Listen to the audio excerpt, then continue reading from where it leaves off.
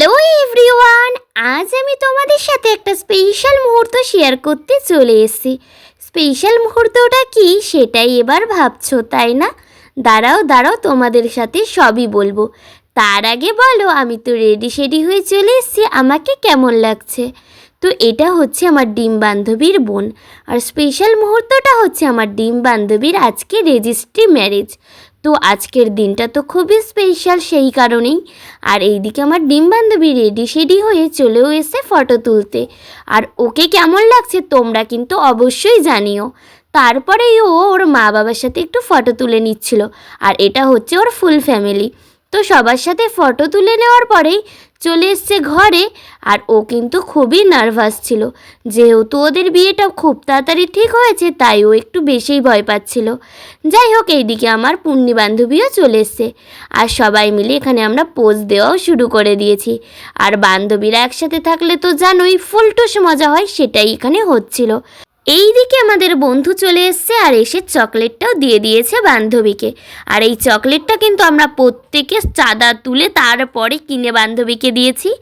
যতই হোক বান্ধবী আমার নতুন জীবনে পা দিচ্ছে, তো মিষ্টি মুখ তো করাতেই হয়, তাই না? তাই জন্যই আমরা ওকে চকলেটটা দিয়েছিলাম।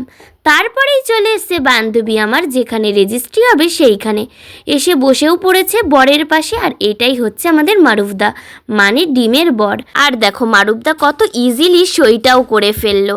আর এইদিকে আমার ডিম বান্ধবী তো নার্ভাসেই পাগলি হয়ে যাচ্ছে। যতই যাই হয়ে যাক না কেন, এই বিষয়গুলোতে একটু নার্ভাসনেস হয়তো হয়, সেই কারণেই আমার বান্ধবী হয়তো একটু নার্ভাস হয়ে যাচ্ছিল। তাই বান্ধবীকে সাহস দিতে চলে গেছি বান্ধবীর পাশে, বান্ধবীকে মনের সাহস দিচ্ছিলাম। মনের সাহস দিয়ে বান্ধবীর পাশে দাঁড়িয়ে পড়েছিলাম, আর বান্ধবী আমার সইটাও করে ফেলেছিল, আর হয়েও গেল মারুফদার বউ। আর এই দিকে দেখো আশিস দাও চলে এসছে, আর এসে এখানে আমরা সবাই মিলে আড্ডা দেওয়াও শুরু করে দিয়েছি। আর এইদিকে আমার ডিম বান্ধবী তো কেঁদেই একসা হয়ে যাচ্ছে, কারণ এবার তো শ্বশুরবাড়ি যাওয়ার পালা, যদিও ওদের সামাজিক বিয়েটা হতে অনেকটাই সময় আছে।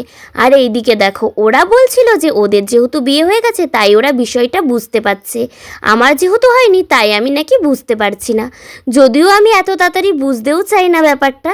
তারপরেই আমরা চলে এসেছিলাম খেতে, আর এখানে বসেও পড়েছি সবাই মিলে খেতে। আর দেখো আমাদেরকে প্লেটও দিয়ে দিয়েছে। আর এখানে যেই মিনারেল ওয়াটারের বোতলগুলো দিয়েছিল সেগুলো কিন্তু আমাদের সবারই অনেক পছন্দ হয়েছিল।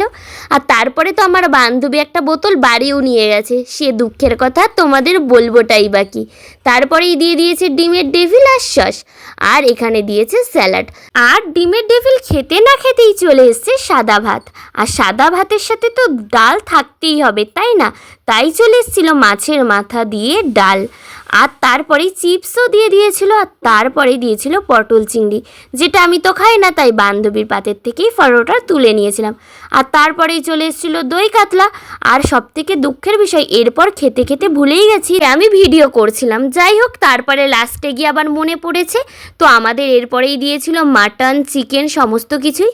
তারপরেই চলে এসেছিলো চাটনি পাঁপড়, আর চাটনি পাঁপড় খেতে খেতেই আবার দিয়ে দিয়েছিল স্প্রাইট। তারপরেই দিয়ে দিয়েছিল লট চমচম আর কালাকাঁদ। তো আমরা তো এইসব খেয়ে এখন বাড়ি যেতে থাকি, আর তোমরা আমাদের ভিডিওটা একটা টুকুস করে লাইক করে দাও। এখন সবাইকে টাটা।